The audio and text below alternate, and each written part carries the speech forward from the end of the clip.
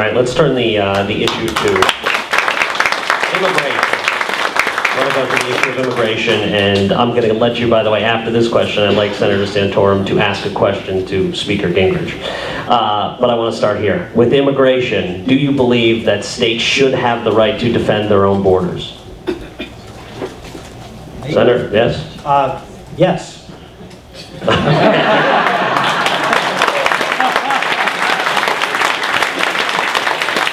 And you don't believe that the federal government is doing enough at this point. How would you, as President of the United States, give the states the ability, day one, to be able to protect themselves? Well, as far as protecting the southern border, that you do what's necessary to get from where we are right now, which I think the General Accounting Office has this remarkable, I don't know how they do it, but they have calculated that the border is, I believe, 42% secure.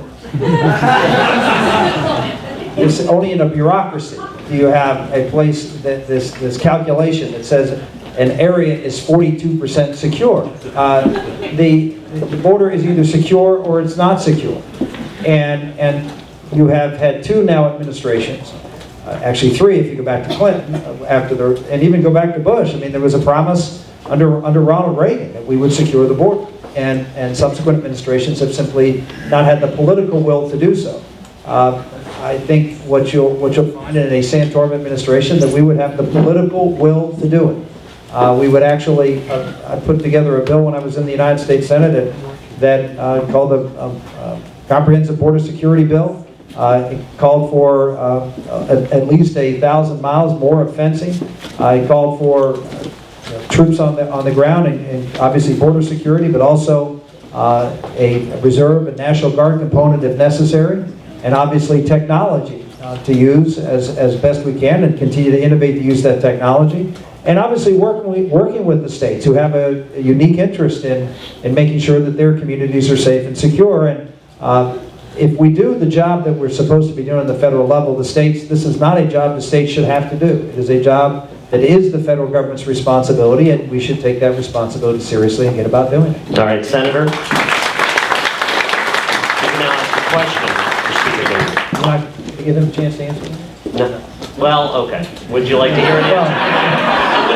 Let's be fair about it. I'm used to being at the end where I don't get to answer questions. So I'm trying to be fair. All right. To make sure that's what we're trying to, you know what? That's what we're trying to do with this debate. Let you guys talk. We tend to be a little sensitive about this thing. All right, fine. I'll give you a minute. We're running low on time here. I was going to say, though, you have to realize how much you have made Rick's evening, because I think every single question has started with him. This is the only time I can remember where he's had a fair trial. Well, a couple of quick things. First of all, and I don't understand the passivity of the House Republicans on this issue.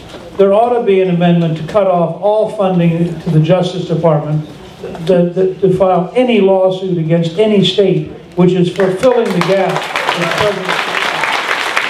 Why the House Republicans are tolerating this administration filing lawsuits which now have Mexico and 15 other countries filing amicus briefs against an American state. I mean, the idea of the Obama administration and 15 foreign countries filing a lawsuit against an American state is just simply unimaginable.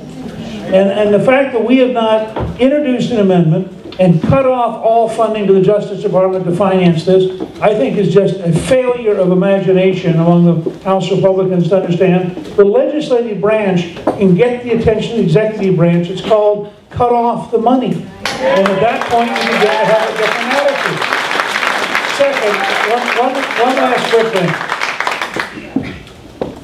We fought the Second World War from Pearl Harbor to victory over Japan in 44 months. In 44 months, we defeated Nazi Germany, Fascist Italy, and Imperial Japan.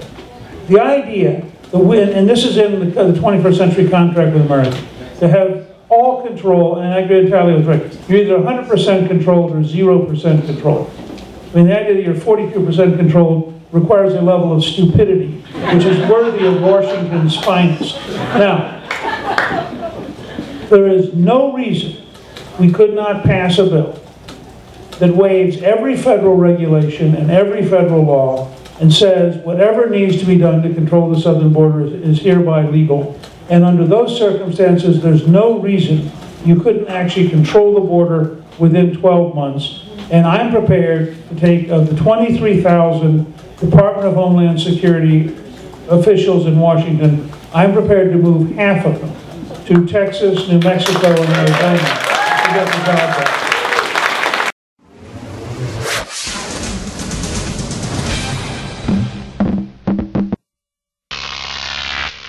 GrokTV.